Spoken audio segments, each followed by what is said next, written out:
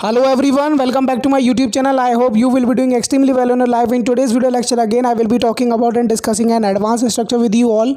So sometimes in your Hindi situation you use these sentences. जैसे कि आप बोलते हैं कि मैं तुम्हारे लिए मरा जा रहा हूँ, वो क्रिकेट खेलने के लिए मरा जा रहा है, सब उससे मिलने के लिए मरे जा रहे हैं. तो इन सेंटेंसेस को आप इंग्लिश में कैसे ट्रांसलेट कर सकते हैं? You can easily translate these sentences by using this structure. तो structure is on your screen.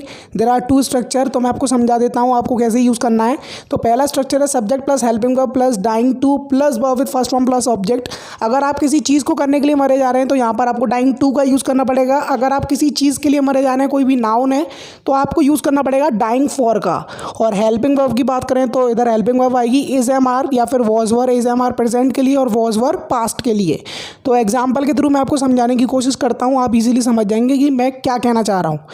वो क्रिकेट खेलने के लिए मरा जा रहा है. यहाँ पर हम फर्स्ट वाला स्ट्रक्चर यूज़ करेंगे क्योंकि यहाँ पर सब्जेक्ट कोई एक्शन को परफॉर्म कर रहा है, इसलिए हम डाइंग फॉर का यूज़ नहीं कर सकते.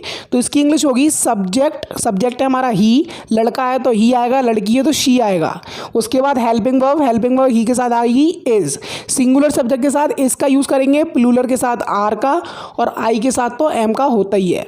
तो इसका ट्रांसलेशन बनेगा ही इज़ डाइंग टू. यहाँ पर एक्शन क्या है? खेलना. और हमें फर्स्ट फॉर्म का यूज़ करना है, तो हमें प्लेड तो बोल नहीं सकते क्योंकि सेकंड फॉर्म या फिर थर्ड फॉर्म हो जाएगी, तो हमें बोलना पड़ेगा प्ले. तो इसका ट्रांसलेशन होगा he is dying to play cricket. Talking about the next example, वो इंग्लिश बोलने के लिए मरे जा रहे हैं. तो इसकी इंग्लिश होगी they are dying to speak English. They के साथ आर का यूज़ होगा क्योंकि प्लूरल सब्जेक्ट है और प्लूरल के साथ आर का हम यूज़ करते हैं. They are dying to speak English. सब उससे मिलने के लिए मरे जा रहे हैं. तो इसकी इंग्लिश होगी every one is dying to meet her. लड़की है तो हर, अगर लड़का है तो him. Every one is dying to meet her. Every one को हम सिंगुलर सब्जेक्ट ट्रीट करते हैं, इसलिए हमने इसका यूज़ करा है. So talking about so next example, सब उससे बात करने के लिए मरे जा रहे हैं. तो इसकी इंग्लिश होगी every one is dying to talk to हर.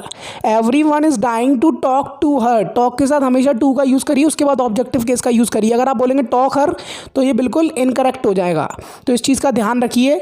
और अगर आप किसी व्यक्ति के लिए, किसी नाउन के लिए मरे जा रहे हैं तो आप बोलेंगे फॉर का यूज़ करके. जैसे फॉर एग्जाम्पल, मैं तुम्हारे लिए मरा जा रहा हूँ. यहाँ पर कोई भी एक्शन तो है नहीं है, आप किसी पर्टिकुलर पर्सन के लिए मरे जा रहे हैं तो आप यूज़ करेंगे डाइंग फॉर का, जैसा कि मैंने आपको पहले ही बताया. तो इसकी इंग्लिश होगी I am dying for you. अगर आप बोलेंगे I am dying to you तो ये गलत हो जाएगा, तो इस चीज़ का आपको ध्यान रखना है. So now talking about the negative sentence where you are not excited और where you are not eager to do something, you disagree with something. So you can easily frame the sentences subject plus helping verb plus not plus dying to plus verb with first form plus object. And in dying for case you will use structure subject plus helping verb plus not plus dying for plus object या फिर noun. Noun भी हो सकता है या फिर कोई भी ऑब्जेक्टिव केस भी हो सकता है. तो एग्जाम्पल लेते हैं जिससे आपको समझ में आ जाए. मैं पैसे के लिए नहीं मरा जा रहा हूँ. तो यहाँ पर आप डाइंग टू का यूज़ तो कर नहीं सकते क्योंकि कोई भी एक्शन की बात नहीं हो रही है, यहाँ पर नाउन की बात हो रही है, तो आप यूज़ करेंगे डाइंग फॉर का. I am not dying for money. I am not dying for money. So now let's take an example with WH family. तो एग्जाम्पल है तुम पिज़्ज़ा खाने के लिए क्यों मरे जा रहे हो. तो इसकी इंग्लिश होगी why are you dying to eat pizza. Why are you dying to eat pizza. यहाँ पर सबसे पहले WH फैमिली का कोई भी वर्ड आएगा, उसके बाद हमारी हेल्पिंग वर्ब, उसके बाद subject plus dying to plus verb with first form. अगर किसी व्यक्ति के लिए मरे जा रहे हो तो डाइंग फॉर समवन.